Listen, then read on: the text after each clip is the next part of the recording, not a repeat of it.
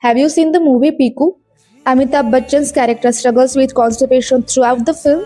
Medicine, tension, lifestyle, everything is shown. But what actually works at the end? He starts cycling, and after that, he got his best poop ever. This scene beautifully explains the Ayurvedic fact that is, many problems have simple solution, and one of them is Vyayam, the 10th step of Dinacharya and 7th episode of Dinacharya series. And my Ayurveda never support heavy exercises. It says Ardha Shakti Vyayam, that is, exercise till half of your capacity. In simple words, breathing fast होता, sweating light होता, but you can still talk. सगळ्यात महत्त्वाचं म्हटलं तर व्यायाम करा म्हटल्यानंतर एक जिममध्ये गेलं पाहिजे मगच व्यायाम होतं अशातला बिलकुल भाग नाहीये. एक सकाळी घेतलेली हलकीशी वॉक म्हणा किंवा सायकलिंग, योगा, सगळ्यात बेस्ट सूर्यनमस्कार, हलकीशी स्ट्रेचिंग हे देखील याच्यामध्ये काउंट केलं जातं.